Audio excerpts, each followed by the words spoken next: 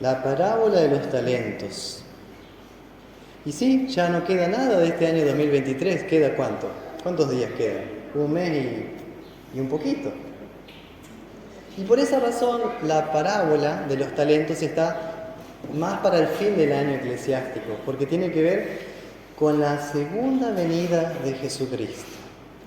Pero arranquemos por el principio.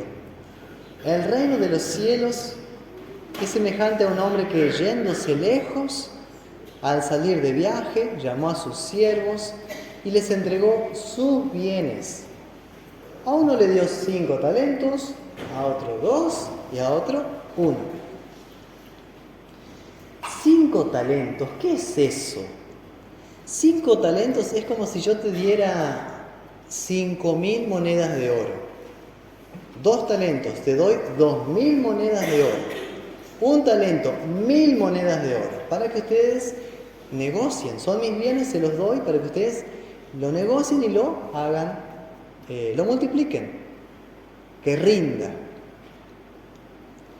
Miren la confianza que este dueño tiene con sus siervos, porque le confía todos sus bienes.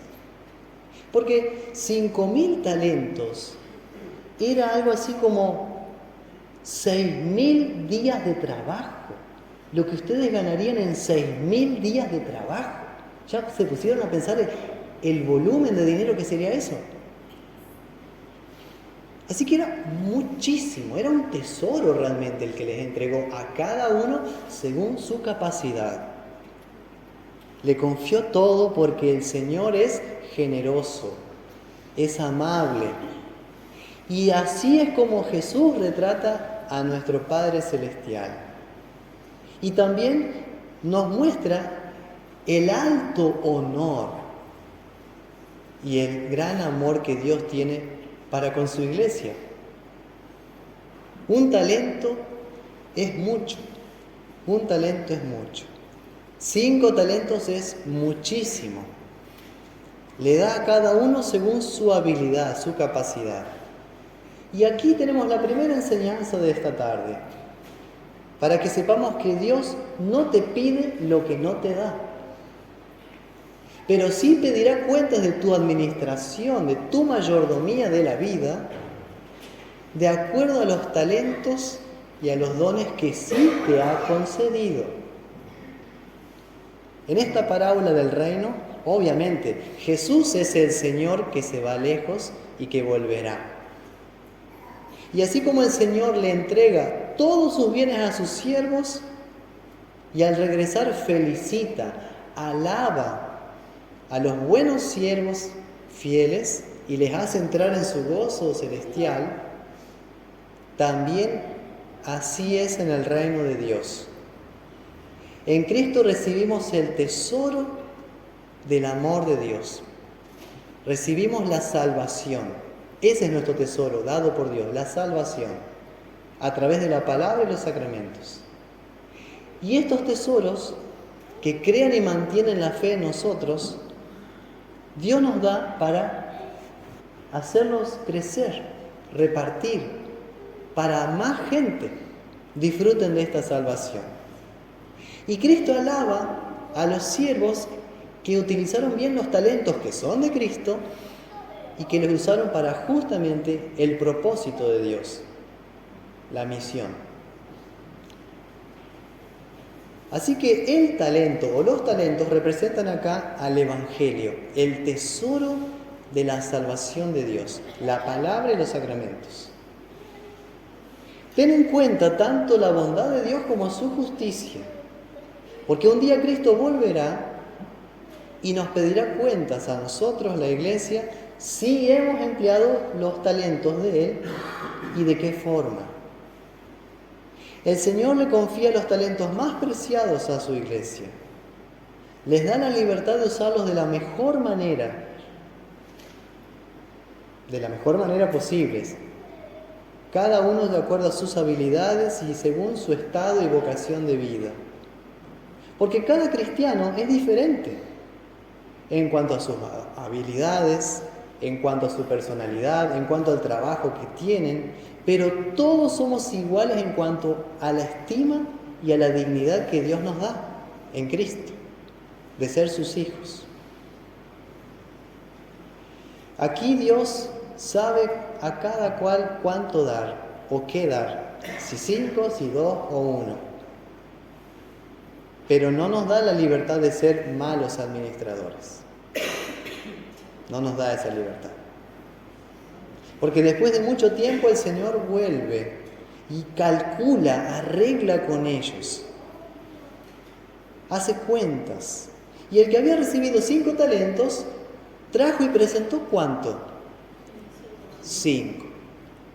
Y él viene contento, le muestra al Señor, mira, me diste 5, obtuve 5 más.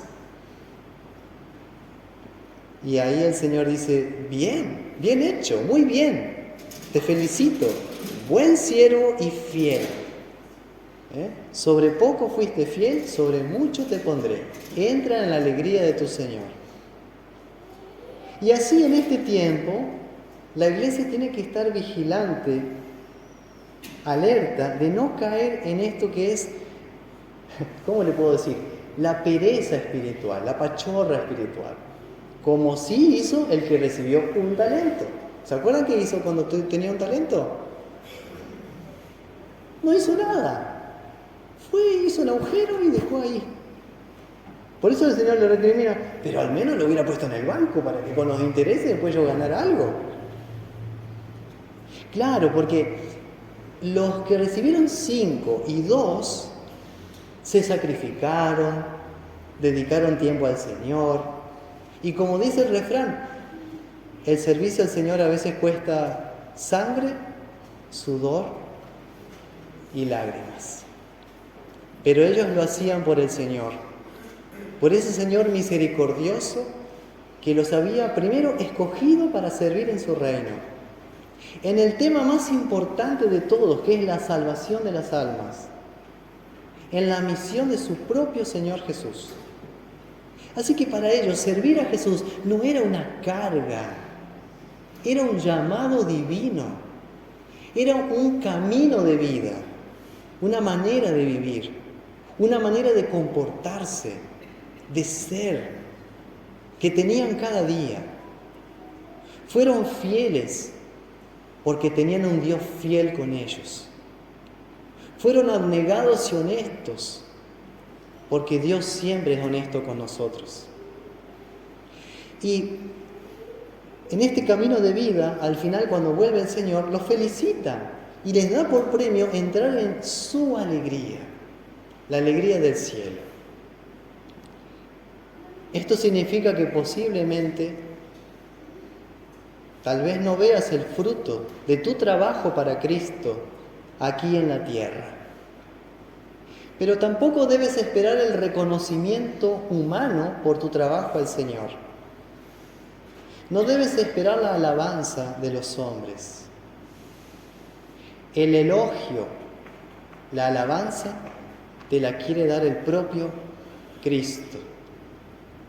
Así que tu motivación en el servicio cristiano, sea donde sea, como dama, como caballero, como joven, como miembro de la congregación, como hermano en la fe, no debe ser buscar la felicitación de los hombres. Quédate tranquilo. Deja que el propio Jesús te felicite en su venida. Pero si yo como pastor, como maestros de la iglesia, soy infiel en el uso, en la interpretación de la palabra de Dios, o si yo como padre de familia no enseño la palabra de Dios en el hogar, si yo como cristiano descuido el culto, si yo descuido el momento de oración diaria, entonces tengo un problema muy grande. Porque entonces soy parte de una iglesia que poco a poco va sepultando y despreciando la palabra de Dios, los sacramentos de Dios, el ministerio de la palabra de Dios. Así que la parábola como tema de ley plantea la tragedia de una iglesia que cava su propia ruina. Una iglesia irresponsable que cava un hoyo y esconde el talento recibido de Dios. Una iglesia que recibe de Dios, pero que no se involucra en el servicio, en la misión de Dios. Como el siervo que recibió un talento y no hizo nada. La parábola de los talentos entonces muestra una clase de pecado. El pecado de la omisión, omitir. El pecado de no hacer lo que debías hacer. No, pero yo no hago mal a nadie. Pero tampoco hago lo que el Señor espera que haga. Aquel siervo que recibió un talento ni siquiera intentó hacer algo con el talento. Ni siquiera un poquito. Podría haberlo depositado en el banco para que al regresar su amo cobrara los intereses. Pero esta falta de actividad, de no hacer rendir los dones de Dios, ni siquiera un poco, es tomado por Dios como culpa.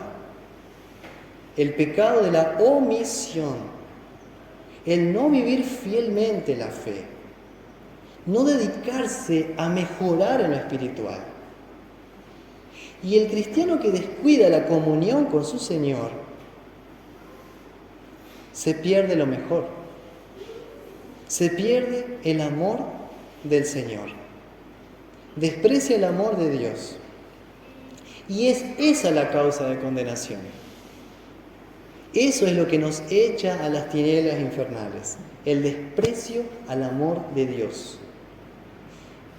No queda otra que una eternidad en donde ya será muy tarde arrepentirse. Muy tarde para pedir una segunda oportunidad, para usar bien ahora el talento.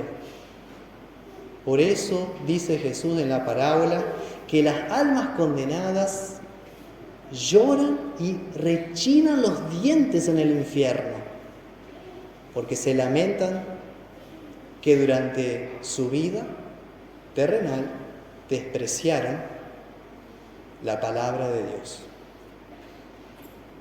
Así que es una terrible advertencia para la iglesia, que te interroga y a mí también. ¿Qué pasaría en nuestra vida si nos enfriamos en lo espiritual? ¿Qué pasaría si dejamos de valorar la palabra de Dios, los sacramentos, el oficio pastoral? ¿Qué pasaría si abandonamos el estudio de la palabra de Dios, si dejamos el catecismo, si dejamos la oración unos con otros? ¿Qué le pasará a ese luterano histórico que se confirmó una vez para recibir la Santa Cena, pero que dejó de ser un miembro comulgante? ¿Qué destino tendrá su alma si en vida despreció a Jesús, su Salvador? Si tenía tiempo de cultivar su comunión con el Señor y no lo hizo. El Señor pedirá cuentas. Cuando Cristo venga, ya no habrá excusas. Y te preguntará: amigo, ¿qué hiciste con el talento recibido? ¿Cómo lo empleaste? ¿Qué le vas a decir? Sí, Señor, lo que pasa es que enterré el talento que me diste porque estaba demasiado ocupado en asuntos terrenales. Preferí la ganancia terrenal a buscar la ganancia en lo espiritual. ¿Te vas a decir eso? Amados hermanos, consideremos el peligro en que podríamos estar. Se nos pedirá cuentas si oímos la predicación de la palabra de Dios y si vivimos conforme a ella. A mí también se me pedirá cuentas si prediqué fielmente el talento de la palabra. Por esa razón, en el Catecismo Lutero dice: ayúdanos a esto, amado Padre Celestial. Pero por otra parte, miren esto. La iglesia de Dios siempre recibe lo mejor de Dios, porque Dios es rico en dar. ¿Vieron lo generoso que fue? Dios es generoso. Es rico, pero no es egoísta. Es rico, pero no es codicioso. Él reparte con liberalidad a los suyos, a sus siervos.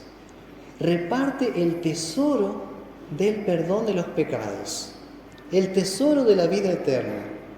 Esos son los talentos que Dios nos entrega por amor.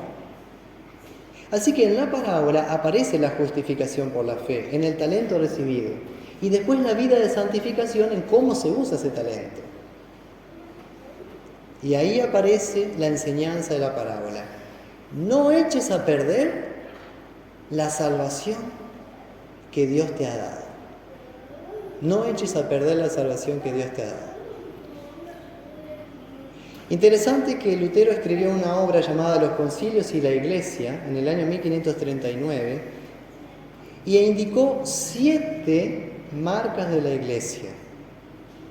En la parábola tenemos 5 talentos más 2, o sea, 7 que fructificaron. Y también tenemos 7 marcas que identifican qué es y dónde está la Iglesia de Cristo en la tierra. Las marcas son las marcas verdaderas de la Iglesia verdadera de Cristo, para identificarla en el mundo. Primero, la palabra de Dios. Segundo, el sacramento del bautismo. Tercero, la Santa Cena. Cuarto, la confesión y absolución. Quinto, el oficio pastoral. 6, el culto público, la iglesia reunida orando. 7, el sufrimiento por ser fieles a Cristo y a su Evangelio. Donde quiera que ustedes vean estas 7 marcas, ahí está la iglesia de Dios. Donde sea que estas 7 marcas de identidad se usen, se fomenten, ahí está la iglesia creciendo y expandiéndose espiritualmente en el mundo. Porque estos talentos no son nuestros. Son los talentos que usa el Espíritu Santo para crear, mantener y fortalecer la fe en los corazones. Así que como iglesia prestemos atención a estos talentos recibidos y en qué medida los empleamos para la extensión del reino de Dios. Con este fin Dios nos da también otros talentos naturales. Nos ha dado las manos, ¿tienen manos? Nos ha dado los pies, nos ha dado la fuerza del cuerpo y de la mente, la inteligencia, nos ha dado el habla, para que con todos estos talentos naturales empleemos los talentos sobrenaturales de la palabra y sacramentos para la misión y para provecho de nuestro prójimo. Hagamos uso del Evangelio, que es Cristo mismo. Dios se alegra de sus hijos fieles. Dios espera también de ustedes obediencia y verdadera obediencia. Esta parábola de los talentos también es de consuelo y de paz para todos ustedes, siervos fieles de Dios. Siervos de Dios que día a día ofrendan su vida, sus capacidades para la causa del reino de Cristo. Y eso nunca será en vano. Ustedes, siervos fieles que sirven a Dios con amor, hoy también reciben el talento increíble de la Santa Cena, justamente para ser animados y fortalecidos en su fe en Cristo. Mediante la Santa Cena, Cristo está aquí, con su iglesia, con su cuerpo y sangre, con el pan y el vino para tu perdón. La Santa Cena es este talento de Dios que es consuelo para tu sufrimiento, es paz en medio de tu dolor, es alimento en medio de la angustia, es vida en medio de la muerte y es el cielo aquí en la tierra. No me van a alcanzar las palabras para describir la bondad de nuestro Señor, que nos entrega hoy un talento tan valioso, este sacramento del amor. Escuchen, la Santa Cena es sacramento del amor. Si yo voy a pasar a comulgar, Dios espera que como recibo perdón, nos perdonemos, nos reconciliemos verdaderamente. Si hacemos eso, estaremos usando bien el talento de la Santa Cena. Si no, será como ponerla en un pozo. Por esa razón, debemos examinar nuestra alma al comulgar, porque la Santa Cena mantiene mi alma sana en la comunión con Cristo y unos con otros. Si yo hoy tuviera un altercado con mi esposa, no pasaría la Santa Cena, ¿verdad? A menos que me reconcilie con ella primero. Pero estamos bien con ella, ¿sí? Porque, como dije, es el sacramento del amor. Cuando se usa bien la Santa Cena, como les digo, eso hace que la Iglesia se mantenga sana y saludable por dentro y que crezca de una manera que no se ve, porque crece en los corazones la hermandad, la comunión, la misericordia unos con otros. Y Jesús dice: sean misericordiosos unos con otros, como vuestro Padre del cielo es misericordioso con ustedes. Este Dios misericordioso, que envió al Cordero de Dios, que entregó su vida y dio su vida por mí, para que por su amarga pasión y muerte yo sea suyo, yo esté con Él, yo viva bajo Él en su reino, así como Él, ahora que está resucitado de entre los muertos, vive y reina por la eternidad. Aquel día en su venida nos llamará, nos mirará, nos felicitará y dirá: bien hecho, Iglesia, buen siervo y fiel. Ahora entra en el gozo de tu Señor. Amén.